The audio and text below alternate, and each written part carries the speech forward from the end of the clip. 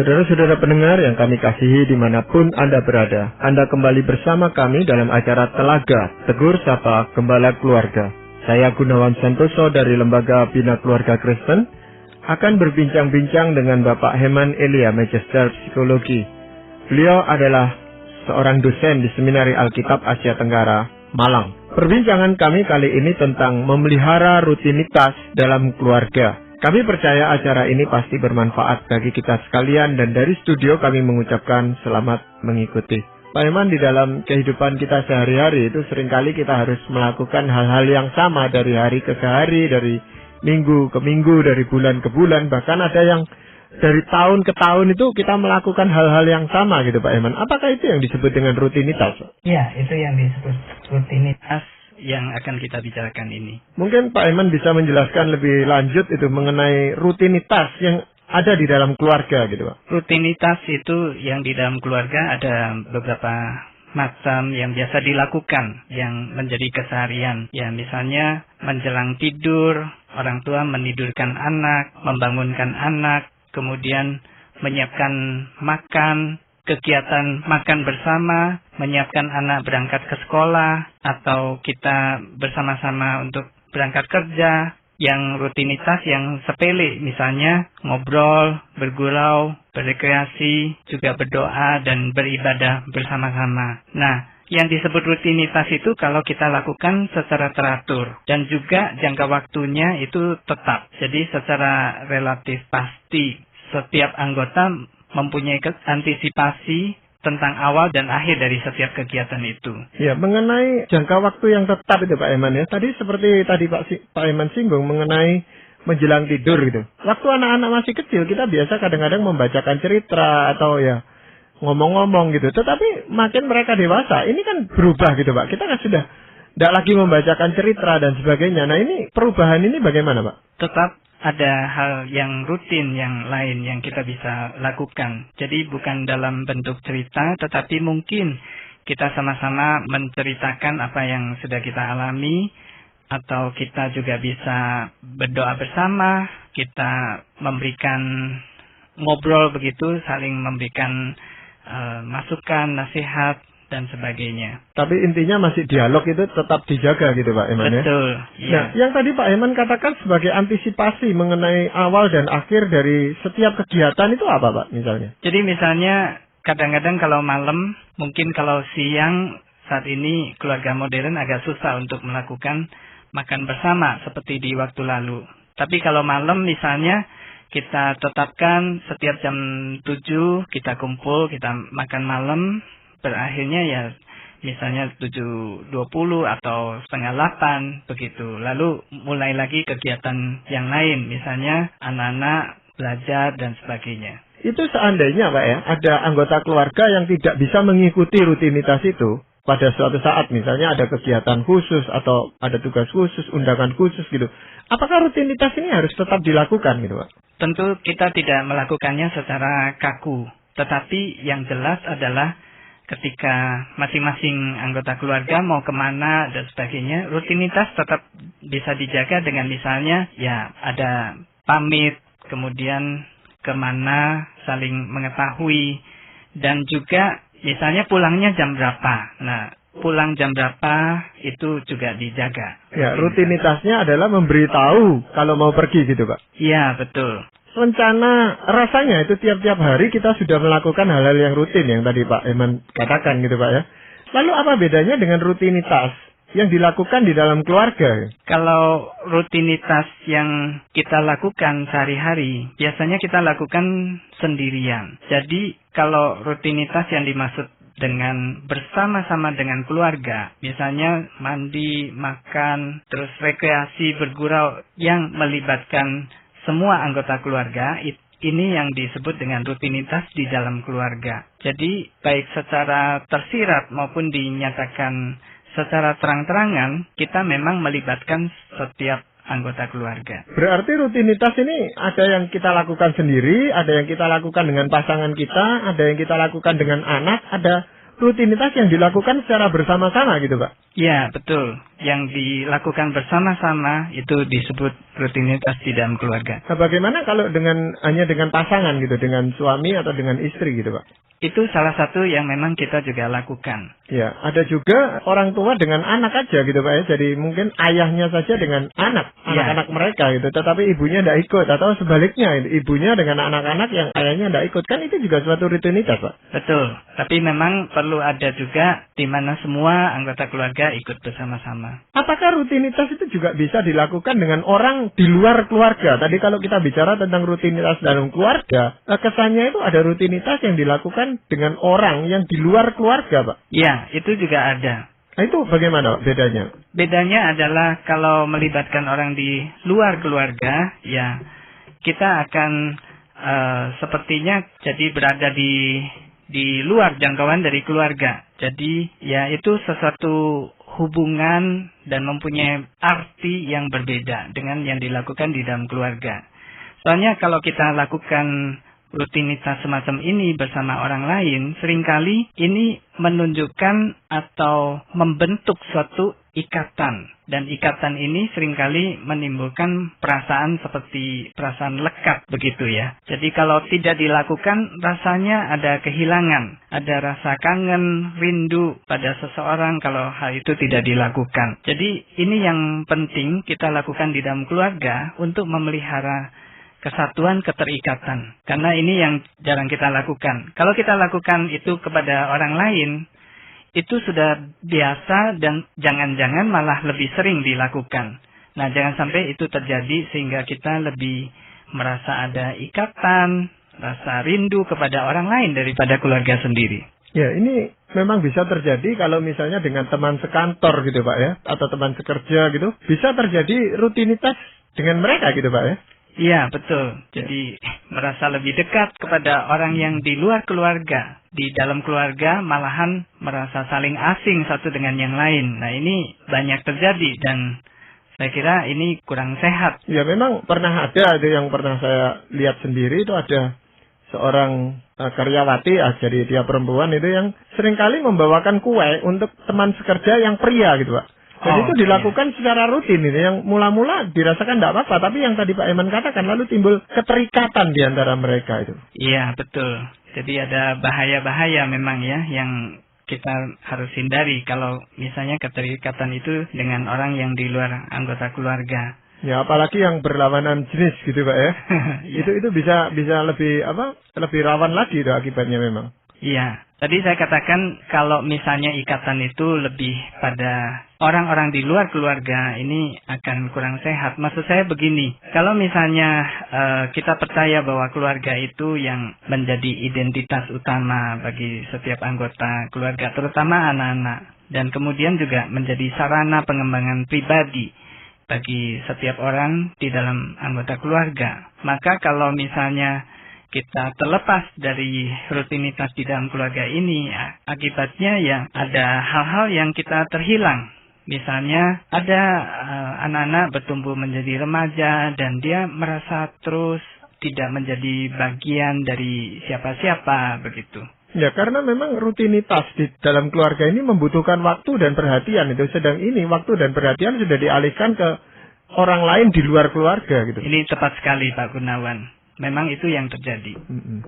Jadi kelekatannya bukan ke keluarga tapi kepada pihak lain ini justru. Iya. Nah, kalau menurut Pak Herman, rutinitas di dalam keluarga ini pentingnya itu kelihatan di mana Pak? Nah, misalnya begini, kira-kira sekitar 2-30 tahun yang lalu, masyarakat kita sangat mementingkan suasana kekeluargaan. Di dalam keluarga ada suasana kasih, keterikatan dan sebagainya ini yang justru dibawa keluar. Jadi dari dalam keluarga yang seperti itu, kemudian suasananya dibawa keluar, dan kemudian orang lebih merasa di masyarakat itu juga ada kekeluargaan dan keterikatan. Nah, sayangnya saat ini tidak lagi demikian. Akibatnya apa?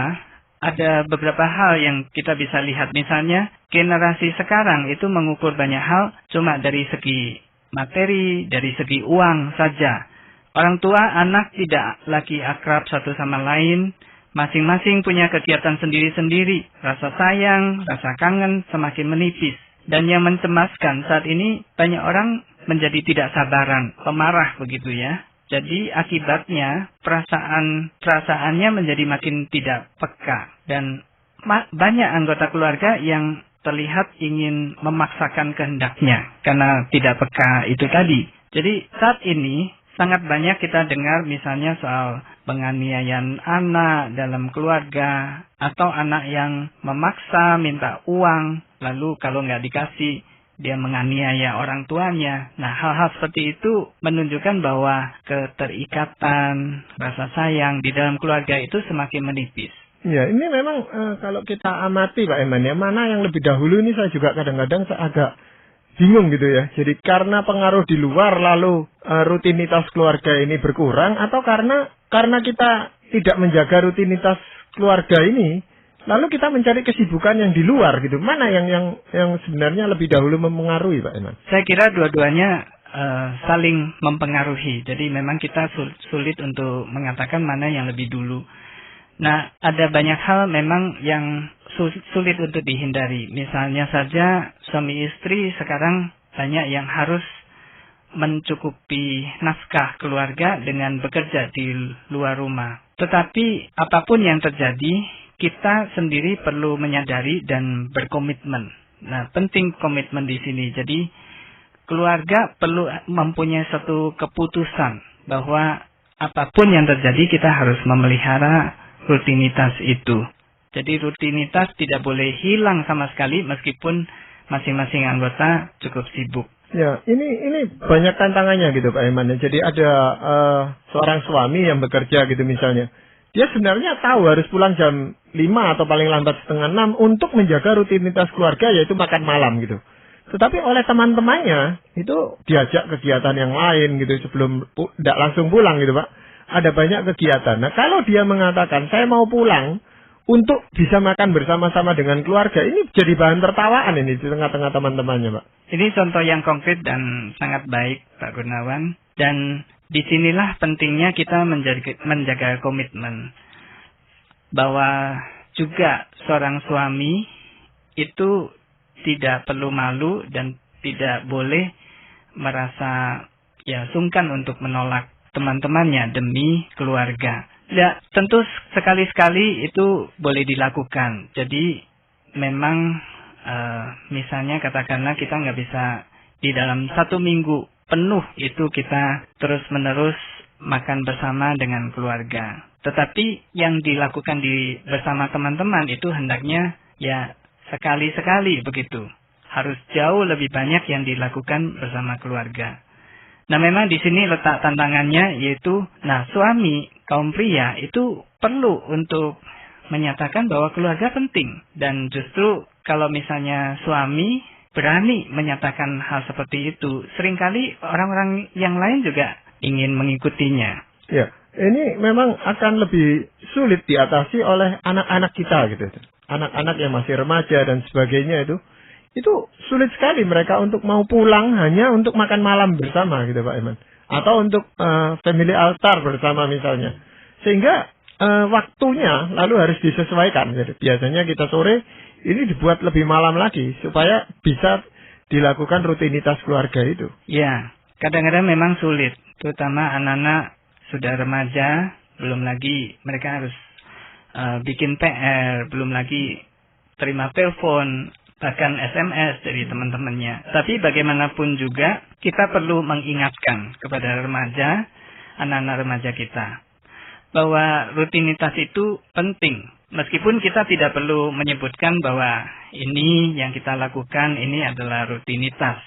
Tetapi kita bisa memberikan beberapa contoh tentang apa sih gunanya kita itu bersama-sama. Dan kita harus membuat supaya rutinitas ini menyenangkan. Jangan sampai misalnya ini menjadi membosankan. Nah, ini soal kebiasaan juga, Pak Gunawan. Jadi kalau misalnya keluarga itu terbiasa memasak, mencuci piring, makan bersama, nah ini biasanya akan lebih baik dan lebih mudah untuk menjelaskan kepada anak-anak. Ya, mungkin Pak Iman bisa menjelaskan itu bagaimana kaitan antara rutinitas keluarga ini dengan keharmonisan dalam keluarga. Saya berikan contoh misalnya bahwa keluarga itu sedang bertengkar begitu ya. Biasanya itu akan lebih cepat selesai pertengkaran itu.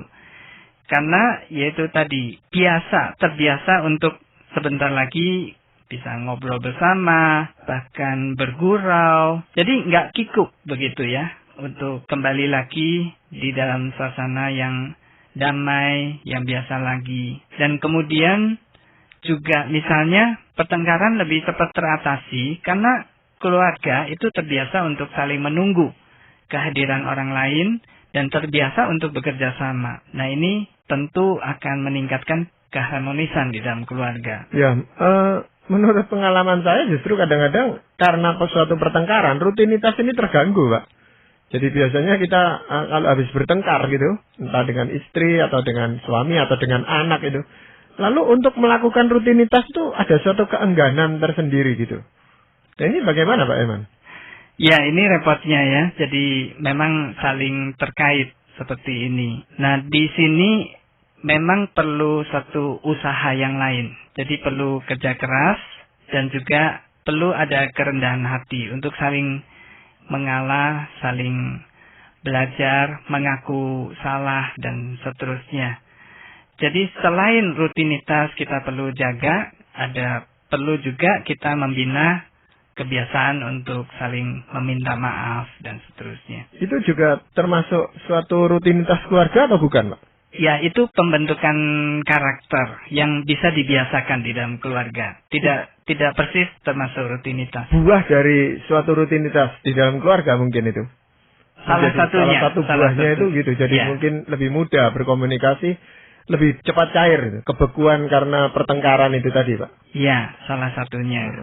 Dan ada pihak yang lain yang bisa mendorong itu. Jadi misalnya antara anak dan orang tua yang bertengkar gitu dengan ayahnya, lalu ibunya bisa memulai ini jamnya persekutuan atau ini jamnya makan, duduk sama-sama gitu. Iya. Yang tidak terkait dengan pertengkaran itu sendiri gitu maksud saya, Pak. Iya. Dan ada pengalaman begini, kalau kita lagi bertengkar, lalu kita rasanya nggak kepingin ngomong, susah untuk mengakui kesalahan. Nah kalau sudah malam, waktunya untuk berdoa bersama. Waduh rasanya udah bisa berdoa gitu. Dan dari sana, karena ada anak-anak juga, lalu kita akhirnya mau nggak mau ya berusaha untuk berdamai. Nah ini yang tentunya yang contoh yang sehat ya. Tapi kadang-kadang memang bisa terjadi ya suasana untuk bersama-sama itu terganggu. Ya, memang seringkali juga ada hal-hal yang di luar dugaan, interupsi sehingga rutinitas keluarga itu bisa juga tertunda atau bahkan batal gitu. Sudah mau siap-siap misalnya saja makan malam lalu ada tamu atau ada telepon yang memberitahukan ada masalah yang harus ditangani dan sebagainya, itu kadang-kadang juga bisa menunda atau bahkan membatalkan sama sekali rutinitas itu. Iya, memang. Tapi di sininya justru kita belajar bagaimana hidup teratur, disiplin. Mungkin Pak Iman bisa sebutkan apa saja manfaatnya kalau kita itu memelihara rutinitas ini bagi anak atau anak-anak kita itu? Bagi anak, mereka akan lebih cepat dilatih. Tadi dia dikatakan tentang keteraturan dan disiplin. Nah ini salah satu yang penting buat anak. Dan juga ini bisa membuat anak lebih stabil emosinya. Selain itu tadi juga sudah disinggung dan saya akan tekankan lagi bahwa kalau anak-anak itu merasa memiliki sebuah keluarga yang memberi mereka identitas diri, mereka akan lebih mantap dengan dirinya sendiri. Dan menurut penelitian, rutinitas di dalam keluarga ini mengurangi konflik antara ayah dengan anak remajanya. Jadi kalau misalnya anaknya sudah sampai remaja, biasanya ada konflik dengan ayah. Nah, kalau ada rutinitas di dalam keluarga, konflik ini berkurang. Dan ada yang menarik lagi, yaitu rutinitas ini bagi anak-anak yang masih baru belajar membaca, kemampuan membaca anak itu akan ditingkatkan.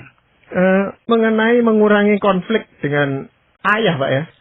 Kenapa dengan ayah dan bagaimana kalau dengan ibunya gitu? Atau memang ini berlaku baik dengan ayah ataupun dengan ibu? Yang tadi Pak Eman katakan kan mengurangi konflik dengan ayah ini, anak remaja.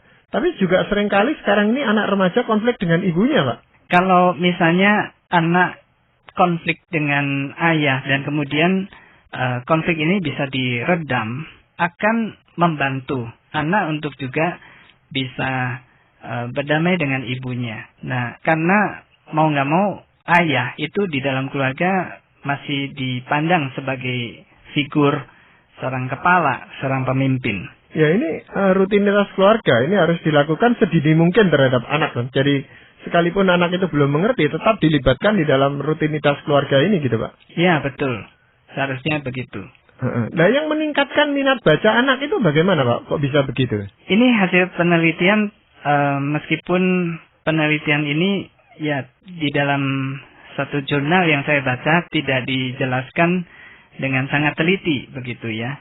Tetapi rupanya rutinitas itu membuat keinginan bagi anak-anak untuk belajar sesuatu itu lebih besar gitu. Membuat anak itu lebih termotivasi untuk belajar. Ya. Mungkin melihat ayahnya membaca atau menceritakan sesuatu lalu dia kepingin baca sendiri gitu, bisa juga Pak ya? Iya, dan saya pikir salah satu hal adalah rasanya ada orang yang menemani dan juga seperti kok memberi dorongan meskipun mungkin orang tua ya lebih banyak diam aja gitu. Iya, kalau dengan pasangan kita itu sudah pasti ada manfaatnya Pak ya. Tetapi apa itu manfaatnya Pak? Rutinitas menciptakan ikatan, kebiasaan yang menyatukan di antara suami istri. Dan kalau ini sudah terbiasa, dirasakan tidak menyiksa dan justru tanpa menyenangkan. Masing-masing pasangan juga lebih mampu mempercayai satu dengan yang lain karena sering melakukan aktivitas bersama-sama. Jadi saling tahu kebiasaan masing-masing. Bagi istri atau ibu, rutinitas mengurangi tingkat depresi dan memberi daya tahan lebih baik ketika harus menghadapi stres. Juga kegiatan rutin itu memberi kepuasan yang lebih di dalam masing-masing suami atau istri melakukan perannya sebagai orang tua. Nah ini adalah juga hasil penelitian. Iya. Apakah malah tidak menimbulkan kebosanan, Mbak, rutinitas ini? Rutinitas bisa menimbulkan kebosanan kalau dilakukan dengan keterpaksaan. Tetapi untuk supaya rutinitas tidak membosankan, yang pertama kita bisa lakukan adalah kita jelaskan bahwa kalau tidak ada rutinitas dan kebersamaan di dalam keluarga, apa sih yang terhilang dari keluarga itu? Dan yang kedua, kita juga menetapkan satu peraturan yang kita perlu jaga bersama-sama. Misalnya, kita mesti pamit, menepati janji, dan kalau misalnya terlambat karena perlu makan malam bersama, kita mesti berjaga supaya jangan membuat orang saling menunggu dan sebagainya. Intinya adalah bagaimana supaya semua kegiatan rutin ini bisa dilakukan dengan menyenangkan, membawa sukacita. Dan sangat penting juga bagi kita untuk memelihara supaya kita tidak menjaga, maksudnya supaya kita berusaha menjaga keharmonisan. Iya, sekalipun kita tahu bahwa rutinitas dalam keluarga ini sesuatu hal yang penting, bahkan sangat penting gitu Pak Eman ya. Tapi seringkali banyak keluarga, kita sendiri juga mencoba belajar terus untuk melakukan ini dengan baik. Nah sebenarnya ada hambatan apa Pak yang menghambat sehingga rutinitas dalam keluarga ini seringkali terganggu gitu? Iya, tadi Pak Gunawan juga sudah sebutkan misalnya soal kurangnya waktu ya, soal kesibukan masing-masing karena berbagai sebab. Dan juga ada hal lain yaitu ada mungkin secara disadari maupun tidak merasa bahwa relasi dengan orang luar dinilai lebih penting dan lebih berarti. Ya, biasanya karena orang sudah berpikir bahwa mencari nafkah atau uang itu penting sehingga menganggap relasi dengan orang lain lebih penting. Iya, jadi ini perlu dipahami bersama bahwa rutinitas dalam keluarga ini sesuatu yang penting, bahkan lebih penting dari segala sesuatu yang ada di luar keluarga itu, Pak. Iya. Seharusnya demikian. Dan ini menjadi tugas dari seorang ayah atau suami untuk bisa menjelaskan hal ini kepada anggota keluarganya, saya rasa. Ya, ini penting. Iya, Pak Iman, bagaimana menjaga supaya rutinitas dalam keluarga ini bisa berlangsung secara teratur dan baik gitu, Pak? Supaya bisa lebih teratur, kita lakukan dengan satu komitmen dan mungkin kita jelaskan ya secara terbuka. Jadi kita tetapkan satu peraturan yang perlu dijaga bersama. Misalnya peraturan itu adalah kalau pergi ya pamit, kemudian jam berapa pulang, menjelaskan kemana pergi dan pulangnya jam berapa. Dan kita tepati, semua anggota keluarga menepatinya. Dan kita juga katakan jam berapa kita harus makan malam bersama. Dan kalau misalnya itu tidak bisa, lalu apa yang harus dilakukan atau sebagai gantinya bagaimana? Iya, itu seringkali kami menerapkan di dalam keluarga. Rutinitas dalam keluarga ini juga tidak terlalu banyak gitu, Pak. Jadi hanya beberapa tapi yang penting-penting gitu kita lakukan, seperti makan malam bersama, lalu doa bersama, membaca Alkitab bersama gitu. Tetapi tidak, misalnya 3 kali makan itu harus dilakukan bersama-sama gitu. Iya, memang tidak perlu setiap kali tiap makan itu harus dilakukan bersama-sama, karena itu juga rasanya mustahil untuk dilakukan. Tapi yang penting adalah ada kegiatan yang dilakukan bersama-sama dan itu menjadi satu pengikat buat kita untuk berada bersama-sama di satu tempat satu saat. Iya, dan mengenai kepemimpinan di sana itu kita bisa melatih juga anak-anak untuk dilibatkan, untuk sekali-sekali memimpin doa, sekali-sekali ikut baca Alkitab dan sebagainya gitu, Pak. Ini hal yang baik sekali. Jadi anak-anak juga belajar untuk memimpin, berorganisasi di dalam keluarga. Ya, jadi Pak Iman, untuk mengakhiri perbincangan kita ini, apakah ada ayat Alkitab yang ingin Pak Iman sampaikan? Saya ingin membacakan dari Amsal Salomo pasal 15 ayat 17. Nah, di sini dikatakan bahwa lebih baik sepiring sayur dengan kasih daripada lembu tambun dengan kebencian. Bagian firman Tuhan ini memang tidak secara langsung bicara tentang keluarga, tetapi maknanya sangat dalam dan dapat diterapkan untuk kehidupan keluarga. Kalau kita makan bersama keluarga disertai kasih, sekalipun makanannya sederhana, tetap lebih baik daripada makanannya mewah, tetapi tanpa disertai dengan kasih. Iya, terima kasih Pak Iman untuk perbincangan ini. Dan para pendengar sekalian, kami mengucapkan banyak terima kasih. Anda telah mengikuti perbincangan kami dengan Bapak Heman Elia, Magister Psikologi dalam acara Telaga, Tegur Sapa Gembala Keluarga. Kami baru saja berbincang-bincang tentang memelihara rutinitas dalam keluarga. Bagi Anda yang berminat untuk mengetahui lebih lanjut mengenai acara ini, silakan menghubungi kami lewat surat. Alamatkan surat Anda ke Lembaga Bina Keluarga Kristen atau LBKK, Jalan Cimanuk 58, Malang. Anda juga dapat menggunakan email dengan alamat telaga@indo.net.id. Kami juga mengundang Anda mengunjungi situs kami di www.telaga.org. Saran-saran, pertanyaan, serta tanggapan Anda sangat kami nantikan. Akhirnya dari studio kami mengucapkan terima kasih atas perhatian Anda dan sampai jumpa pada acara Telaga yang akan datang.